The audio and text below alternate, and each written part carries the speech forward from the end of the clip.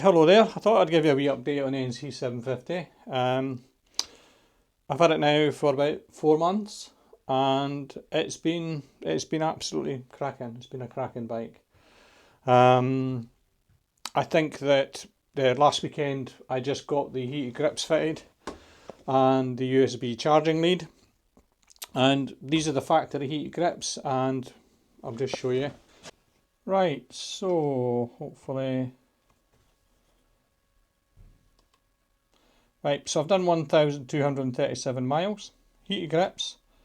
If you go into the menu, so you just right hand click, go into the menu and go down to the heated grips, and if you put them on, it actually, you have to go over to them again, sorry, so go over, and actually if you then work the button, you can see what heat you're on. That's cracking. USB charging lead, you can see it. USB charging lead, you can see it here, it's got a wee cover on it. See there? That's where it goes. You could still get to it for accessories.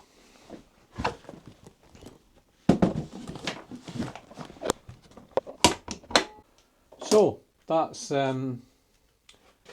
that's those two things to complete the bike. I've got, like I say, the handguards come in, so I'll get them fitted. Still to add to the bike is probably crash bars, the side rails for the bags and the bags. And I think once I've got to that point, that's the bike fully kitted.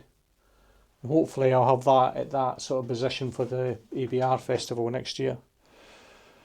I've no issues with the bike. It does its commuting job beautifully. It's very smooth. DCT is fantastic. If anything, it's quite quiet. It's a bit scooterish. That's maybe a negative to say to anybody who's into motorcycles, but it's just got that smoothness about it that it does feel a little bit scooterish. But I don't mind that because I've had scooters and I've found them useful in the past. I just think it's a cracking bike. Ergonomics, no problems with ergonomics. I know when I first did the test ride, I thought my legs were maybe a little bit more bent than I was happy with. Now I just don't think about it. So I think that was just, I've gotten used to it. I don't get uncomfortable on it. The other thing I might upgrade is the seat, but I've not got any problems with the seat. I've done Thunder in the Glen. I didn't have any pains with that. But I'm just thinking that maybe while I can still get a comfort seat, it's not too expensive, the Honda one, I might still just go for that, and only for me, because I'm never going to really, I think, deal with a passenger on this bike. I've got something else to fulfill that role. But other than having to keep it clean because of the weather, because it's just been so shitty, it's well covered in AC50. I'm trying to program my brain not to try and wash it every weekend, because it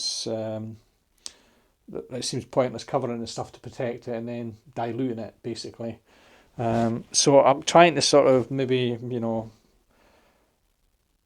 keep that down to every couple of weeks, maybe, because by the time you wash it and dry it and recover it, there's a couple of hours, your weekend's gone. So I am trying to be functional about this bike. I did buy it as a get to work bike and do everything else. It is a test of this bike. It is to see how well it does the commuting, how well it stands up to the weather.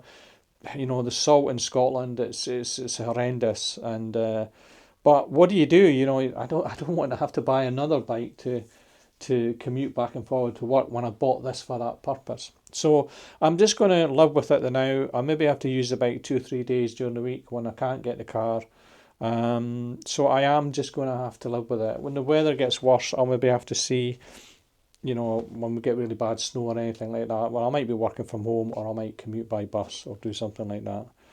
But anyway, I've got to say that so far I am absolutely tickled pink with the bike. I think consumption-wise, going back and forward to work, I get anywhere between 70 to 73. Obviously, in longer runs, I've proved it goes up to about 78. And the best I've seen is about 85. And that was kind of like little back roads, just sort of twirling along at 40 mile an hour. But no, it's absolutely a super bike, and I think it's it's proven its worth already, and I'm really chuffed with it. I really feel it's such a flexible machine. So update wise, all's going good. I'll give you another update maybe once I get a few more miles under my belt. I'll get the handguards on, I'll give you a good review, or I'll give you a review of the heat grips. And that's that. So that's my update. It's nothing exciting, but it's just to sort of let you know that I'm still trundling along with the bike quite happily. It's not done anything to make me think that it's anything but an absolutely brilliant machine. Good for commuting, good for doing longer distance stuff. The trunk is just such a useful feature, but it's just such a useful thing to have. It's just, it's a tank bag inside a tank. It's superb. So far the quality's standing up to the weather. There's maybe a little bit of discolouring on things like the brake hoses, unions, the usual places.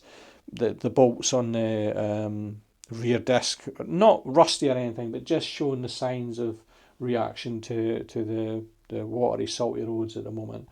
But I'm trying to keep on top of that with AC50, so hopefully we won't go too bad. But it will be a test of it. It is going to be primarily used quite a bit during the winter, so I will be able to review it and tell you what the quality is like. Last weekend I took the ends off the swinging arm where the chain adjusters are, and I fired in lots of AC50 into that area, and I did that because I was going to be adjusting the chain, so I just thought it was a good time to do it. So just little sort of precautionary measures to try and keep on top of it. It's hard work trying to put a bike through the winter in Scotland.